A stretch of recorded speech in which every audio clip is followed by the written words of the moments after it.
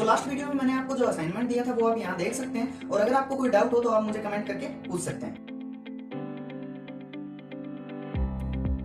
Hello welcome friends, welcome to YouTube channel Shield education. Friends, finally इस video में हम data type और उसके क्लासिफिकेशन के बारे में बात करने वाले हैं। तो चलिए स्टार्ट करते हैं।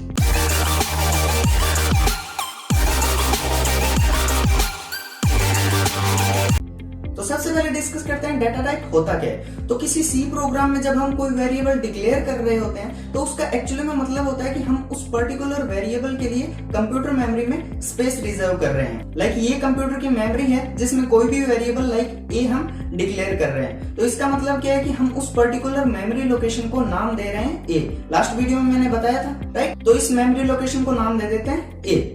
तो अब इस मेमोरी लोकेशन के अंदर हमें कुछ ना कुछ डाटा, कुछ ना कुछ वैल्यू स्टोर करवानी पड़ेगी, राइट। तो वो वैल्यू किस टाइप की होगी, इंटीजर होगी या डेसिमल वैल्यू होगी या कोई कैरेक्टर होगा, तो वो हमें डाटा टाइप के हेल्प से पता चलता है।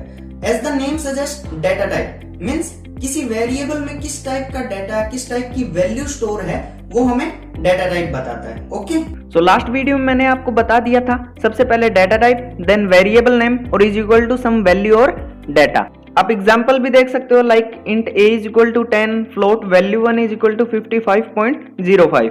यहाँ फ्लोट डाटा टाइप है, वैल्यू 1 एक वेरिएबल है और 5.05 जो है वो वैल्यू है डाटा। सो लास्ट वीडियो में मैंने वेरिएबल के स्पेस और जगह के बारे में बात की थी। मैंने कहा था कि आपको नेक्स्ट वीडियो में बताऊंगा। सो डाटा टाइप हमें ये तो बताता ही है कि किसी वेरिएबल में कौन से टाइप का डाटा स्टोर है, बल्कि ये भी बताता है कि कंप्यूटर मेमोरी में कोई वेरिएबल कितना स्पेस ऑक्यूपाई कर रहा है। मींस कोई लिमिट तो होगी ना कि कोई वेरिएबल ए कंप्यूटर मेमोरी में कितना स्पेस ऑक्यूपाई कर रहा है, इतना या फिर इतना। सो कोई वेरिएबल कंप्यूटर मेमोरी में कितना स्पेस ऑक्यूपाई कर रहा है वो भी हमें डाटा टाइप बताता है। तो कंप्यूटर मेमोरी में हम इतनी या फिर इतनी जगह को क्या बोलते हैं, बाइट्स। तो प्रत्येक डाटा टाइप के लिए कंप्यूटर मेमोरी में स्पेस फिक्स होता है कि ये डाटा टाइप कंप्यूटर मेमोरी में इतने बाइट स्पेस रखेगा। ओके, तो कौन सा डाटा टाइप कितने बाइट स्पेस लेगा वो कंपाइलर पर डिपेंड करता है। अगर आपके पास 32 बिट कंपाइलर है तो स्पेस कम होगा, और अगर आपके पास 64 बिट कंपाइलर है तो स्पेस ज्यादा होगा। तो कौन सा डाटा टाइप कितने बाइट स्पेस लेगा वो मैं आपको आगे वीडियो में बताऊंगा प्रोग्राम की हेल्प से। ओके, सो अब डिस्कस करते हैं टाइप्स ऑफ डाटा टाइप्स के बारे में। So basically data types 3 types के होते हैं, primary data type, derived data type and user defined data type. So primary data type को 5 टाइप में डिवाइड किया जा सकता है। First is int, then float, double, char and void. Similarly derived data types are also divided in array, structure, union and pointer. User defined data type के भी 2 type होते हैं, type def and enumerated, enum. So primary data type और user defined data type के बारे में हम इसी वीडियो में सीखेंगे, और डेराइव्ड डाटा टाइप के बारे में हम आगे आने वाली वीडियोस में सीखेंगे, क्योंकि ये सारे अपने आप में अलग टॉपिक हैं, array, structure, union and pointer. एक बात मैं आपको बता दूं कि प्रिमिटिव डाटा टाइप किन्हें कहते हैं। Primitive data type primary data types को ही कहा जाता है। एक्चुअली में प्रिमिटिव डाटा टाइप का मीनिंग होता है कि ऐसे कीवर्ड जिनको डाटा टाइप की फॉर्म में यूज किया जाता है। तो ये वो 5 कीवर्ड हैं, int, float, double, char and void, जिनको डाटा टाइप की फॉर्म में यूज किया जाता है। ओके, तो सबसे पहले डिस्कस करते हैं प्राइमरी डाटा टाइप्स के बारे में। तो यहां मैंने एक चार्ट बनाया है जिसमें हर एक डाटा टाइप के फॉर्मेट, स्पेसिफायर, साइज और रेंज के बारे में बताया है फॉर 16 बिट कंपाइलर। होच पोच हो रखा है, कुछ समझ नहीं आ रहा, राइट, कि ये दो फॉर्मेट स्पेसिफायर क्या हैं, शॉर्ट और लॉन्ग क्या हैं। तो रुको, मैं आपको एक एक करके सारी चीजें समझाता हूं। तो इनको समझने से पहले हमें एक छोटा सा कंसेप्ट सीखना पड़ेगा, दैट इज क्वालिफायर्स। क्वालिफायर्स या मॉडिफायर्स क्या होते हैं? तो क्वालिफायर को डाटा टाइप के आगे लिखा जाता है, वेरिएबल के आगे डाटा टाइप और डाटा टाइप के आगे क्वालिफायर्स। ओके, अब की क्वालिफायर को यूज क्यों करते हैं? तो क्वालिफायर्स का यूज डाटा टाइप का मीनिंग चेंज करने के लिए किया जाता है। किस सेंस में मीनिंग चेंज करने के लिए? साइन एंड साइज में।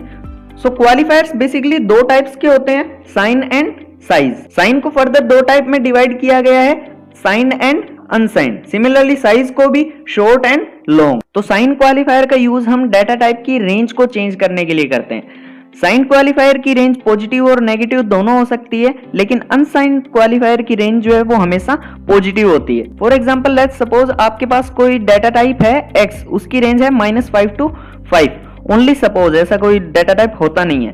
अगर आप उसके आगे साइन लगा देते हैं, लाइक साइन x, तो उसकी रेंज -5 to 5 ही रहेगी। कहने का मतलब है कि हम किसी डेटा टाइप के आगे साइन लगाएं या न लगाएं, वो साइंड ही होता है। ओके, और अगर हम अनसाइंड का यूज करते हैं लाइक अनसाइंड x, तो उसकी रेंज पॉजिटिव हो जाती है। मींस जो -5 to 5 थी वो अब 0 to 9 हो जाएगी। ओके, सो साइन और अनसाइंड क्वालिफायर का यूज हम सिर्फ इंट और कैर के लिए कर सकते हैं, डबल और फ्लोट के लिए इनका यूज नहीं होता है। क्लियर?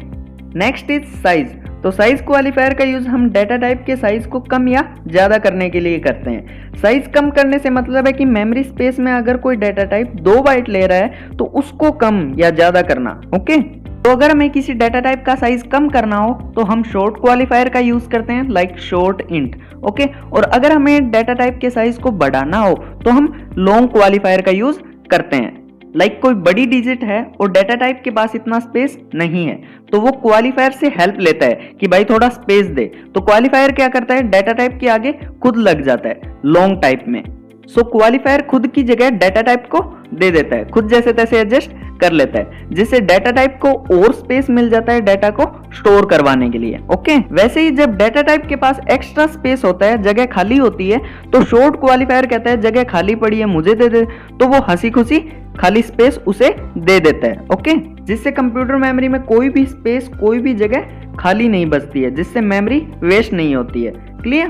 तो साइज क्वालिफायर का यूज हम सिर्फ इंट और डबल के साथ कर सकते हैं, फ्लोट और कैर के साथ नहीं। ओके, सो बेसिकली आप इन डेटा टाइप के साथ दोनों क्वालिफायर का यूज कर सकते हो। तो अब हम एक एक प्राइमरी डेटा टाइप को विद प्रोग्राम समझते हैं। तो सबसे पहले डिस्कस करते हैं इन डेटा टाइप के बारे में। तो मैं आपको बता चुका हूं कि इन डेटा टाइप का यूज वेरिएबल में इंटीजर वैल्यू को स्टोर करवाने के लिए होता है। तो इन डेटा टाइप में हम दोनों साइन और साइज क्वालिफायर का यूज कर सकते हैं, राइट? तो ये 3 टाइप के हो गए, only int, then short int memory space को अगर कम करना हो तो, और लॉन्ग इंट मेमोरी स्पेस को अगर बढ़ाना हो तो। ओके, और कई बार स्टूडेंट्स को कंफ्यूजन होता है शॉर्ट इंट और शॉर्ट में, ये अलग अलग हैं या सेम है? तो मैं आपको बता दूं कि ये सेम होते हैं। आप शॉर्ट इंट a=10 लिखकर या सिर्फ शॉर्ट a=10 लिखकर वेरिएबल में इंटीजर स्टोर करवा सकते हो। तो इन तीनों डेटा टाइप के लिए साइन और अनसाइन टाइप होंगे रेंज को चेंज करने के लिए। ओके, सो साइन इंट के लिए मीन्स आप प्रोग्राम में साइन इंट a=10 लिखकर a की वैल्यू को प्रिंट करवाना चाहते हो, तो जिस फॉर्मेट स्पेसिफायर का हम यूज करेंगे प्रिंट करवाने के लिए वो है %d। तो अब फॉर्मेट स्पेसिफायर क्या होता है? तो किसी वेरिएबल में जो डेटा स्टोर है, जो वैल्यू है, उसे प्रिंट करवाने के लिए हम फॉर्मेट स्पेसिफायर का यूज करते हैं। प्रत्येक डेटा टाइप के लिए अलग फॉर्मेट स्पेसिफायर होता है। The format specifier is used to tell the compiler what type of data is in a variable. Okay? So sign int के लिए हम %d फॉर्मेट स्पेसिफायर का यूज करते हैं और इसकी रेंज -32768 से लेकर के 32767 तक होती है। रेंज का क्या मतलब है? इसका मतलब है कि हम किसी वेरिएबल में इतनी -32768 से लेकर के 32767 तक वैल्यू स्टोर करवा सकते हैं, और इसका कंप्यूटर मेमोरी में स्पेस 2 बाइट होता है। सिमिलरली अनसाइंड इंट के लिए फॉर्मेट स्पेसिफायर होता है %u और इसकी रेंज होती है 0 to 65535 तक। तो आप देख सकते हैं जैसे ही हमने इंट के आगे अनसाइंड का यूज किया वैसे ही इसकी रेंज पॉजिटिव हो गई। ओके, और इसका साइज भी 2 बाइट ही होता है। सिमिलरली आप शॉर्ट इंट और लॉन्ग इंट के लिए साइन और अनसाइंड के लिए फॉर्मेट स्पेसिफायर, रेंज और स्पेस देख सकते हैं। तो आप यहाँ देख सकते हैं जब हम इंट का यूज कर रहे हैं तो ये 2 बाइट स्पेस ऑक्यूपाई कर रहा है, जब हम शॉर्ट लगा देते हैं इसके आगे तो ये 1 बाइट हो जाता है, और जब लॉन्ग लगा देते हैं तो मीन स्पेस ज्यादा होना चाहिए तो ये 4 बाइट हो जाता है। ओके, अब बात आती है कि क्या इन रेंज और साइज को याद रखना है? तो मैं आपको बता दूं कि इन रेंज और साइज को याद नहीं रखना है, क्योंकि ये कंपाइलर पर डिपेंड करती हैं। ये सारी रेंज और साइज जो है वो 16 बिट कंपाइलर के अकॉर्डिंग लिखी गई है। 32 बिट कंपाइलर और 64 बिट कंपाइलर के लिए ये रेंज और साइज जो है वो अलग होंगे। आपको सिर्फ इन सभी डेटा टाइप के फॉर्मेट स्पेसिफायर याद करने हैं। Okay, now the point is कि अगर ये रेंज और साइज जो है वो कंपाइलर पर डिपेंड करते हैं तो हमें कैसे पता चलेगा कि हमारे कंपाइलर में इंट का कितना साइज है, कितना स्पेस ऑक्यूपाई कर रहा है हमारे पीसी में? तो इसका एक तो तरीका है कि आप सर्च करके देख लीजिए 32 बिट के लिए, 64 बिट के लिए, या फिर आप प्रोग्राम की हेल्प से पता लगा सकते हैं। कैसे? चलते हैं देव C++ में। सो जब आपको फाइंड करना हो कि कोई डाटा टाइप आपकी मेमोरी में कितना स्पेस ऑक्यूपाई कर रहा है तो आप साइज ऑफ कीवर्ड का यूज करके फाइंड कर सकते हैं। आप साइज ऑफ कीवर्ड का यूज प्रोग्राम में कैसे करेंगे? सिमिलरली आप हेडर फाइल लिखेंगे, फिर मेन फंक्शन और उसके बाद में ब्रेसेस, देन आप प्रिंट करवाएंगे %d और उसके बाद में साइज ऑफ, उसके बाद में ब्रैकेट के अंदर वो डाटा टाइप जिसका साइज आपको फाइंड करना है, लाइक इंट। सो जब इस प्रोग्राम को हम कंपाइल करके रन करते हैं तो हमें आउटपुट मिलता है 4, मींस इंट डाटा टाइप जो है वो मेरे कंप्यूटर की मेमोरी में 4 बाइट्स ऑक्यूपाई कर रहा है। ओके, इस तरीके से आप और डाटा टाइप के लिए भी चेक कर सकते हैं। सो अब हम देख लेते हैं कि इंट डाटा टाइप का यूज करके कैसे किसी वैल्यू को प्रिंट करवाना है। सो इसके लिए हमने एक इंटीजर वेरिएबल डिक्लेयर किया है a और उसको वैल्यू असाइन कर दी -1, फिर उस वैल्यू को प्रिंट करवा रहे हैं %d एंड a। जब हम इस प्रोग्राम को कंपाइल एंड रन करते हैं तो हमें आउटपुट मिलता है -1। सो यहाँ हमने सिर्फ इंट का यूज किया है तो ऑब्वियसली ये साइंड इंट है। अब हम अनसाइंड इंट का यूज करके वैल्यू को प्रिंट करवाते हैं। यहाँ %d की जगह %u कर देते हैं। जब हम इस प्रोग्राम को कंपाइल और रन करते हैं तो हमें आउटपुट मिलता है 4294967295। सो हमने तो -1 प्रिंट करवाया था, तो इतनी बड़ी वैल्यू आने का क्या मतलब? तो आपको याद होगा कि अनसाइंड इंट में हम कोई भी नेगेटिव वैल्यू जो है वो यूज नहीं कर सकते हैं क्योंकि इसकी रेंज सिर्फ पॉजिटिव वैल्यूज होती है। सो ये कंपाइलर 64 बिट कंपाइलर है और इसके लिए अनसाइंड इंट की रेंज 0 से 4294967295 तक है। सो जब हम कोई नेगेटिव वैल्यू प्रिंट करवाते हैं, लाइक -1 0 से जस्ट पीछे है, so unsigned int negative value print करवाने के लिए क्या करता है? उल्टा प्रिंट करवाना स्टार्ट कर देता है। लाइक 0 के बाद ये लास्ट वाली वैल्यू 4294967295। सिमिलरली अगर हम यहाँ -2 असाइन करते हैं तो ये प्रिंट करवाएगा इसके पीछे की value 4294967294। Okay, so I hope आपको साइंड और अनसाइंड इंट में रेंज कैसे चेंज होती है, वैल्यू कैसे असाइन करनी है वो समझ में आ गया होगा। तो सिमिलरली हम शॉर्ट इंट के लिए देखते हैं। यहाँ भी हमने -1 वैल्यू असाइन करके प्रिंट करवाई है। तो जब हम इस प्रोग्राम को एग्जीक्यूट करते हैं तो हमें आउटपुट मिलता है -1, जो कि सही है क्योंकि हमने शॉर्ट इंट लिखा है जो कि ऑब्वियसली शॉर्ट साइंड इंट है जिसमें हम नेगेटिव वैल्यू स्टोर करवा सकते हैं।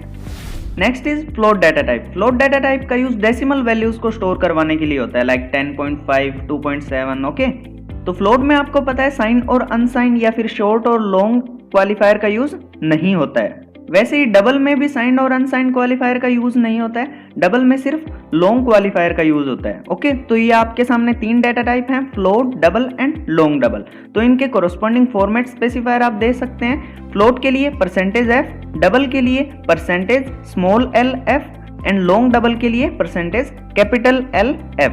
ओके, तो आप इनकी रेंज भी देख सकते हैं। ये आपको समझ में आ रही होगी क्योंकि जब मैंने कांस्टेंट पढ़ाया था तो मैंने आपको एक्सपोनेंशियल फॉर्म समझाया था। सो ये सारी रेंज एक्सपोनेंशियल फॉर्म में ही रिप्रेजेंट की गई है क्योंकि ये काफी बड़ी रेंज है।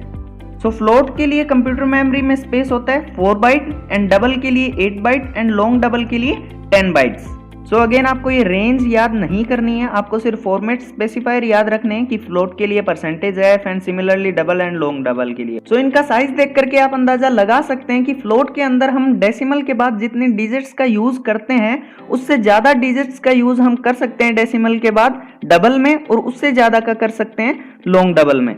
फ्लोट में लगभग डेसिमल के बाद आप 6 डिजिट्स का यूज कर सकते हैं, डबल में उससे ज्यादा, और लॉन्ग डबल में लगभग 15 डिजिट्स का आप यूज कर सकते हैं डेसिमल के बाद। सो कंप्यूटर मेमोरी में बाइट और बिट्स कितना स्पेस होता है ये मैं आपको थोड़ा फील करवा देता हूँ। लेट्स सपोज आपकी कंप्यूटर की रैम 4 GB है and 1 GB is 1024 MB and 1 MB is 1024 KB। Similarly 1 KB is equal to 1024 bytes and 1 byte is equal to 8 bits, so multiply by 8। तो आप देख सकते हैं कि एक 4 GB रैम के पीसी में इतनी बिट्स होती हैं। ओके, सो आई होप आपको ये समझ में आ गया होगा कि किसी सी प्रोग्राम में कहाँ हमें फ्लोट यूज करना है, कहाँ डबल और कहाँ लॉन्ग डबल। ओके, सो अब हम सी प्रोग्राम में फ्लोट डाटा टाइप का यूज देखते हैं। सो किसी वेरिएबल a में अगर हम फ्लोट डाटा टाइप का यूज करते हैं तो उसकी वैल्यू को प्रिंट करवाने के लिए हम %f फॉर्मेट स्पेसिफायर का यूज करेंगे ऑब्वियसली। सो इस प्रोग्राम को जब हम एग्जीक्यूट करते हैं तो हमें आउटपुट 10.5 नहीं मिलता है, हमें आउटपुट ये मिलता है मीन्स डेसिमल के बाद 6 डिजिट तक। मीन्स डेसिमल के बाद अगर आपने 1 या 2 ही डिजिट लिए हैं तो बाकी के डिजिट्स को वो ऑटोमेटिकली 0 कर देता है।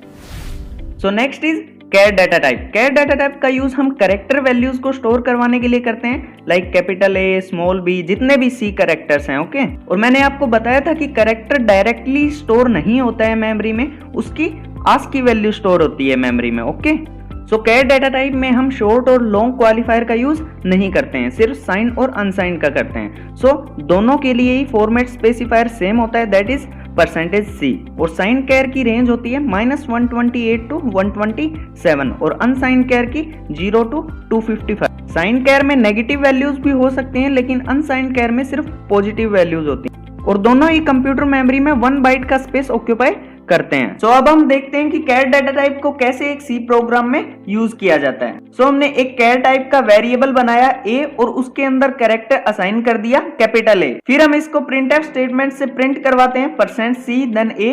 जब हम इस प्रोग्राम को कंपाइल एंड रन करते हैं तो हमें आउटपुट मिलता है कैपिटल ए। सो समझ में आया कि हमें कैपिटल ए प्रिंट हुआ क्यों मिला, क्योंकि हमने यहाँ प्रिंटर स्टेटमेंट में %C फॉर्मेट स्पेसिफायर का यूज किया है। इसका मतलब है कि हमें कोई कैरेक्टर ही प्रिंट हुआ मिलेगा।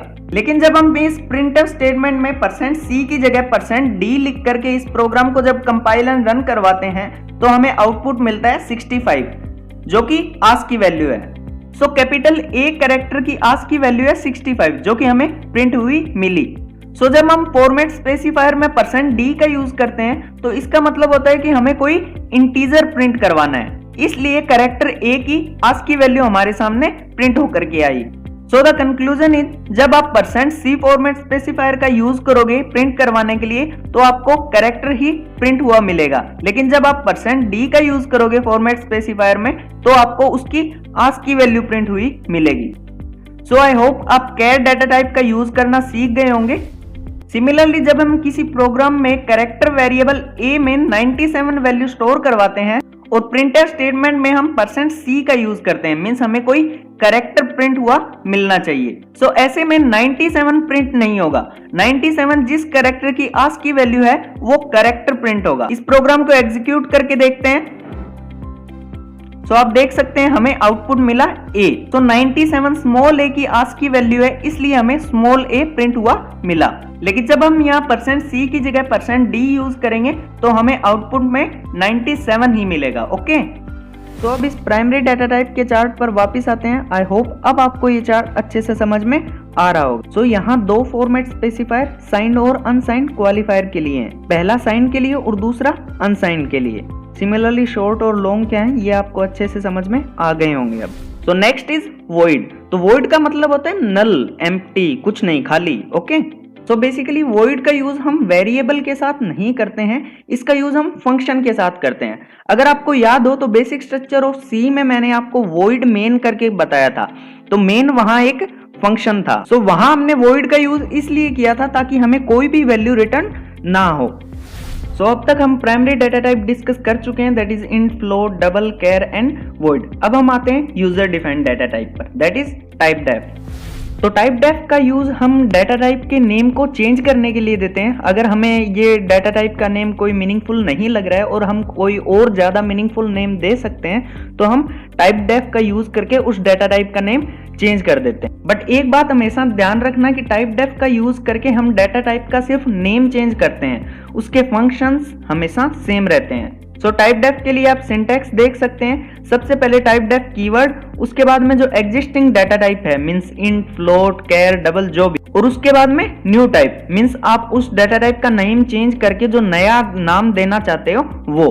फॉर एग्जाम्पल आप देख सकते हैं सबसे पहले हमने टाइप डेफ कीवर्ड का यूज किया, उसके बाद में इंट डाटा टाइप, और बाद में हम इंट को जो नाम देना चाहते हैं दैट इज हाइट, वो लिख दिया, फिर सेमीकोलन। सो अब अगर हम ऐसे लिखते हैं हाइट h1 एंड h2, तो हाइट जो है वो वेरिएबल नहीं है, हाइट यहाँ एक डाटा टाइप है और हमने इसका नाम इंट की जगह रखा है, तो ये इंट की तरह काम करेगा। मींस h1 और h2 में आप सिर्फ इंटीजर वैल्यू स्टोर करवा सकते हो, फ्रैक्शनल या और कोई वैल्यूज नहीं। ओके, सिमिलरली अगर आप इंट की जगह फ्लोट लिखते तो आप h1 और h2 में सिर्फ डेसिमल वैल्यूज ही स्टोर करवा सकते थे।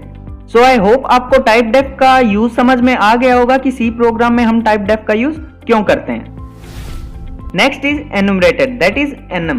तो एनम का यूज बेसिकली हम बड़े बड़े नेम्स, बड़े बड़े कॉन्स्टेंट्स को नंबर असाइन करने के लिए करते हैं, जिससे कि प्रोग्राम और आसान बन सके। तो इसका सिंटैक्स आप देख सकते हैं, सबसे पहले एनम कीवर्ड, उसके बाद में आइडेंटिफायर नेम और उसके अंदर जो भी हमारे पास कॉन्स्टेंट है वो। फॉर एग्जांपल आप देख सकते हैं सबसे पहले हमने एनम यूज किया, उसके बाद में मंथ और उसके अंदर हमने मंथ्स के नाम लिख दिए। तो एनम क्या करेगा, इन सभी को कुछ ना कुछ वैल्यू दे देगा। लाइक जैन को 0, फिर एक एक करके इंक्रीज करता जाएगा। फेब को 1, मार्च को 2 एंड अप्रैल को 3। सो डिफॉल्ट वैल्यू 0 होती है, मींस ये 0 से ही स्टार्ट होगा। लेकिन अगर आप जैन को खुद की तरफ से कोई वैल्यू दे देते हो लाइक 10, तो ये इससे इंक्रीज करेगा। लाइक फेब के लिए 11, मार्च के लिए 12 एंड अप्रैल के लिए 13। तो इस तरीके से मंथ एक डाटा टाइप बन जाता है, जिसको हम एनुमरेटेड डाटा टाइप कहते हैं, जिसका यूज हम प्रोग्राम में कर सकते हैं। सो आई होप आपको डाटा टाइप्स अच्छे से समझ में आ गए होंगे। अगर कोई डाउट हो तो आप मुझे कमेंट करके पूछ सकते हैं, और वीडियो पसंद आई हो तो लाइक कीजिए, चैनल को सब्सक्राइब कर लीजिए।